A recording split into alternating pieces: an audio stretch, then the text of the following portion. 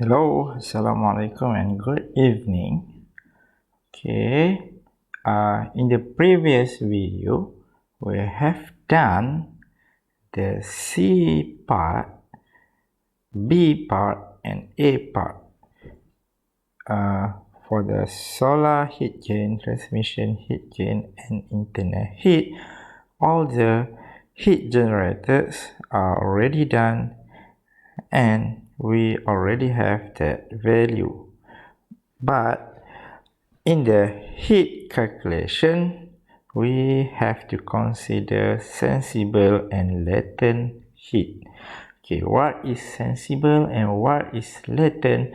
You have to revise back in the thermodynamics subject or thermodynamics book, because we just go to the overview of latent and sensible. Okay, you have to revise. This one is latent, this one is sensible.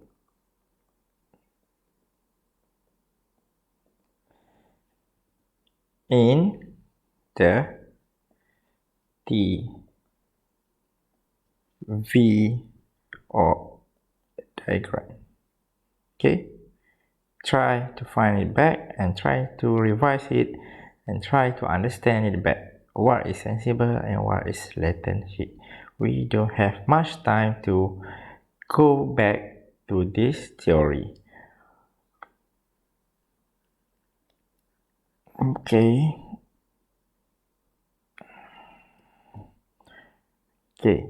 so for this video, we are going to calculate the room latent heat.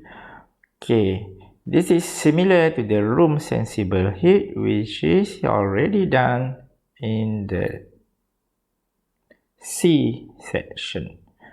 Okay,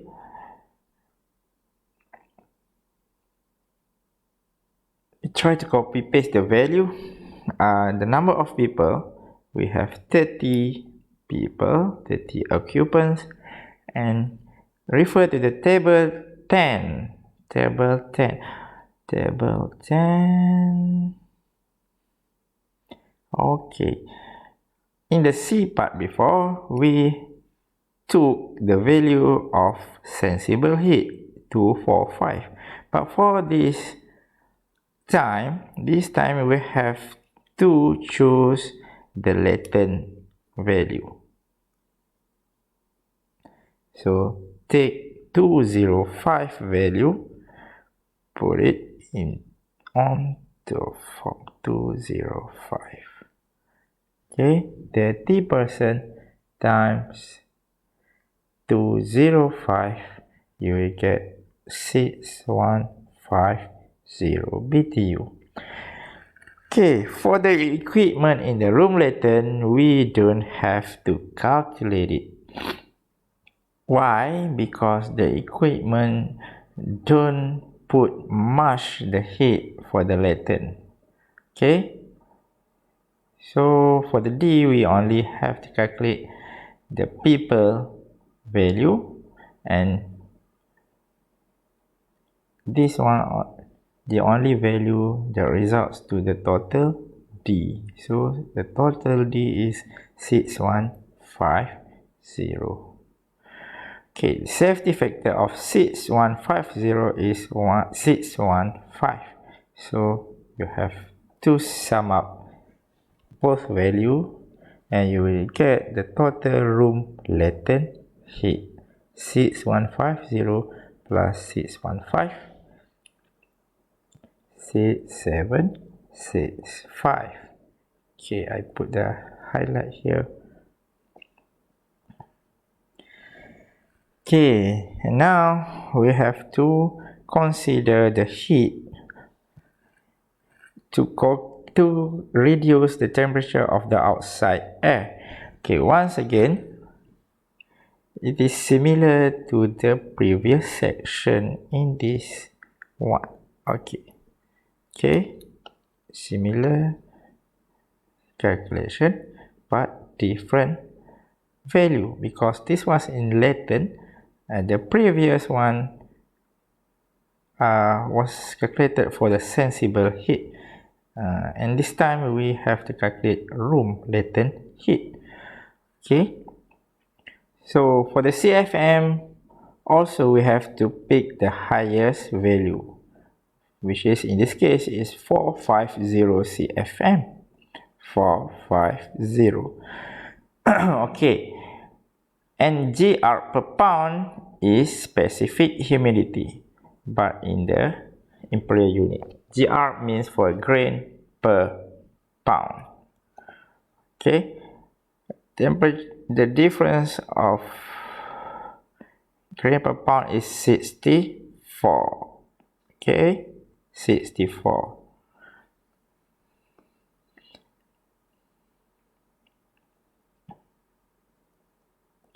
And bypass factor is also 0.2.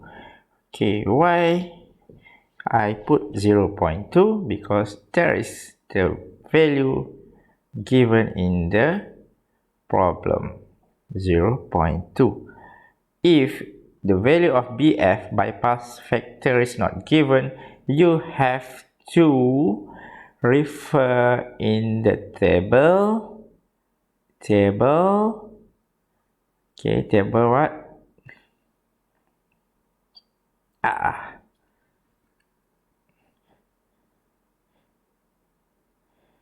If the bypass factor is not given in the problem, we have to refer to the table 12. But for this problem, we don't have to because the value is given already in the question. Okay, so now calculate 450 times 64 times 0.2 times 0.68. Okay, the value is 3916. 3916.8. Okay, so for 2 we have to calculate this one plus this one. Okay, I'm sorry, there is typo there. This is not sensible.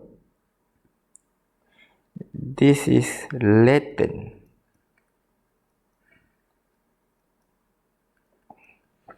Okay. So to get the value of total effective room latent heat, we have to calculate this one plus this one. 765 plus 3916.8.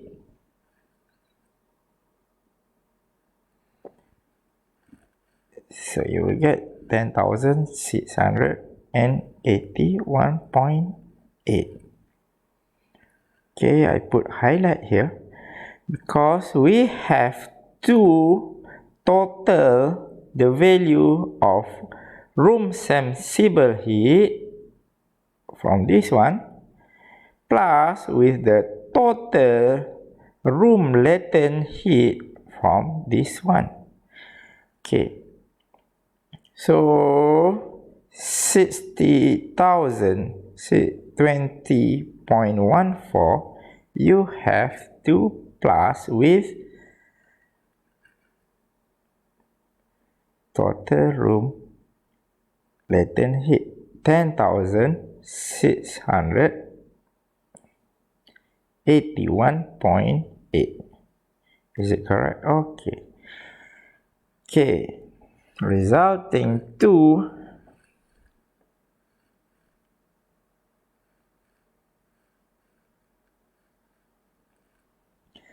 77,701.94. Okay, I put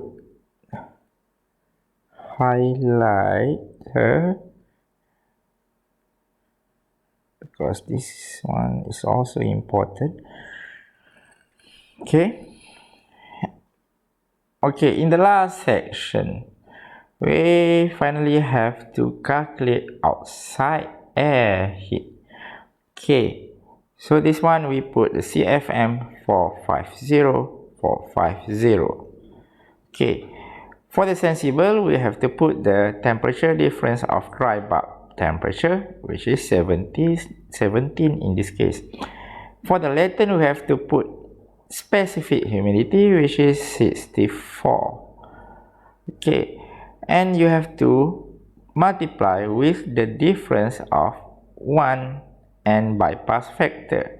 Okay, in this case bypass factor is given 0.2 and 0.2, so resulting to 0.8. So this one will be multiplied with all the values.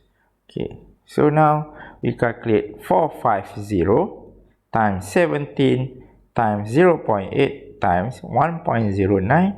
You will get the sensible heat gain. 450 times 64 times 0.8 times 0.68, this is constant value, and you will get the latent heat gain. Okay, so let's calculate using your calculator.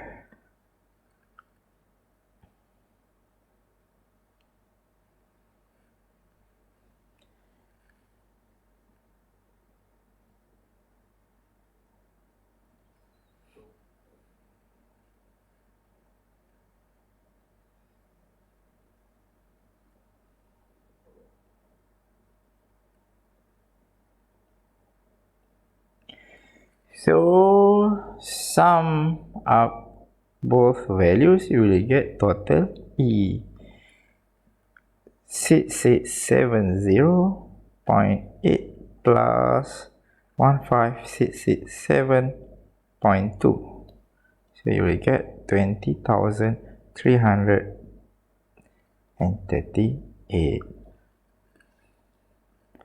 Oops, sorry.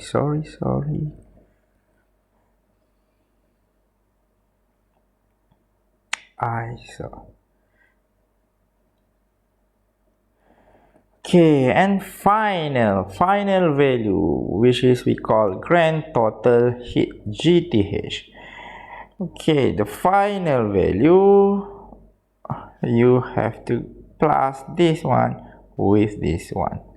So 7770.1.94 plus 22338. This one and this one. And final value of total heat of cooling load in this office, you will get 770.194 plus,